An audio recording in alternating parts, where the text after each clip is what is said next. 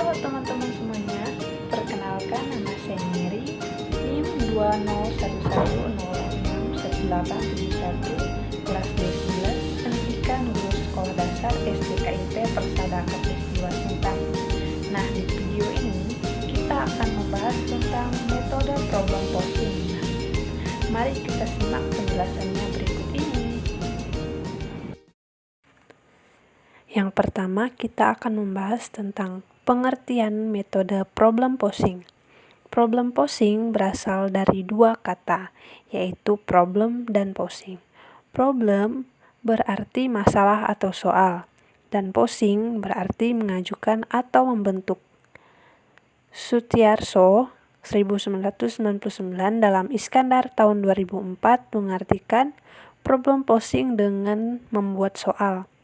Dengan demikian, problem posing dapat diartikan sebagai strategi pembelajaran yang menekankan siswa untuk menyusun atau membuat soal setelah kegiatan pembelajaran dilakukan. Nah, ada juga di sini menurut Suryanto dalam Sutiarso tahun 2000 mengemukakan bahwa problem posing merupakan istilah dalam bahasa Inggris. Sebagai padanan, katanya digunakan istilah merumuskan masalah atau soal, atau membuat masalah atau soal. Sedangkan menurut Silver dalam Sutiarso tahun 2000, bahwa dalam pustaka pendidikan matematika, problem posing mempunyai 3 pengertian, yaitu yang pertama ada problem posing adalah perumusan soal sederhana dalam perumusan ulang soal yang ada dengan beberapa perubahan agar lebih sederhana dan dapat dipahami dalam rangka memecahkan soal yang rumit. Kedua, problem posing adalah perumusan soal yang berkaitan dengan syarat-syarat pada soal yang telah dipecahkan dalam rangka mencari alternatif pemecahan lain. Dan yang ketiga adalah problem posing adalah merumuskan atau membuat soal dari situasi yang diberikan. Selanjutnya ada langkah-langkah problem posing. Nah, adapun langkah-langkah dalam problem posing sebagai berikut. Yang pertama ada choosing a starting point atau memilih titik awal. Guru menyajikan situasi tertentu kepada peserta didik. Situasi bisa berupa gambar, teorema, soal, dan lain sebagainya. Kemudian yang kedua ada listing attributes atau mendaftar sifat-sifat. Peserta didik diminta untuk mendaftar sifat-sifat yang dimiliki oleh situasi tersebut. Hal yang diharapkan pada tahap ini adalah peserta didik mendaftar sebanyak mungkin sifat. Kemudian yang ketiga ada what if not in atau pertanyaan bagaimanakah jika tidak. Guru meminta peserta didik untuk membuat pertanyaan mengenai sifat-sifat yang telah mereka daftar. Pertanyaan tersebut berupa bagaimanakah yang terjadi jika tidak sifat tersebut. Pada langkah ini, peserta didik membuat daftar sifat lain yang merupakan jawaban atas pertanyaan tersebut. Kemudian yang keempat ada question asking or problem posing atau membuat pertanyaan atau problem posing. Guru meminta peserta didik untuk membuat pertanyaan terkait jawaban atas pertanyaan bagaimanakah jika tidak. Tujuan langkah ini adalah membuat sebanyak mungkin pertanyaan. Kemudian yang kelima ada analyzing the problems atau menganalisis masalah. Peserta didik diminta untuk menganalisis masalah, kemudian mereka memecahkannya. Kemudian yang berikutnya ada kelebihan problem posing. Melalui metode problem posing ini, ada beberapa kelebihan yang dimiliki di antaranya. Yang pertama ada kegiatan pembelajaran tidak terpusat pada guru, tetapi dituntut keaktifan siswa. Kemudian yang kedua, minat siswa dalam pembelajaran fisika lebih besar dan siswa lebih mudah memahami soal karena dibuat sendiri. Kemudian yang ketiga, semua terpacu untuk terlibat secara aktif dalam membuat soal.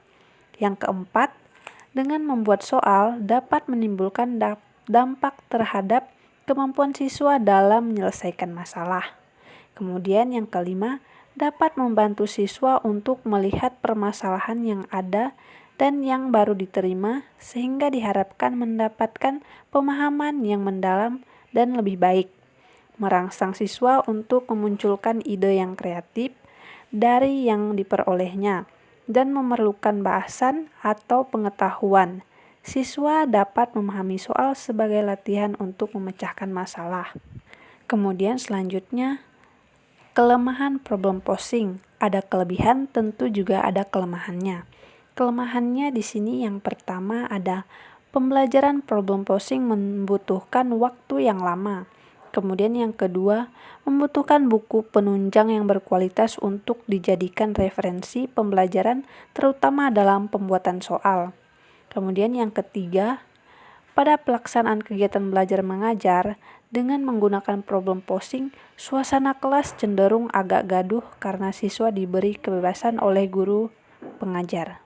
Kemudian selanjutnya, bagaimana sih cara mengatasi kelemahan problem posing?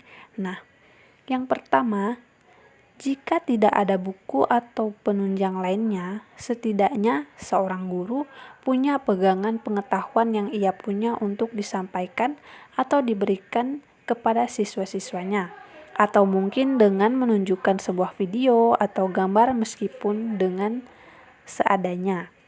Kemudian yang kedua, sebagai seorang guru yang sudah punya tugas dan tanggung jawab dalam kelas, apalagi dalam problem posing, kita sebagai guru jangan hanya membiarkan siswa mencari jawaban, tetapi kita juga harus membimbing mereka untuk menyelesaikan sebuah masalah dari problem posing itu sendiri. Kemudian pembahasan terakhir adalah penerapan problem posing. Nah, menurut Suyitno, terdapat beberapa langkah yang mesti Anda lakukan jika ingin menerapkan pembelajaran problem posing ini, yaitu yang pertama, memaparkan materi pembelajaran terlebih dahulu. Anda bisa menggunakan alat peraga jika diperlukan. Kemudian, berikan latihan soal yang tidak terlalu banyak. Kemudian yang kedua, Anda meminta para siswa untuk mengajukan 1 atau 2 soal yang cukup menantang. Selain memberikan pertanyaan, ia juga mesti bisa menjawab soal tersebut. Kemudian yang ketiga, selain bisa diberikan secara individu, Anda juga bisa memerintahkan mereka mengerjakan secara berkelompok. Terakhir, tinggal berikan saja mereka tugas untuk dikerjakan di rumah.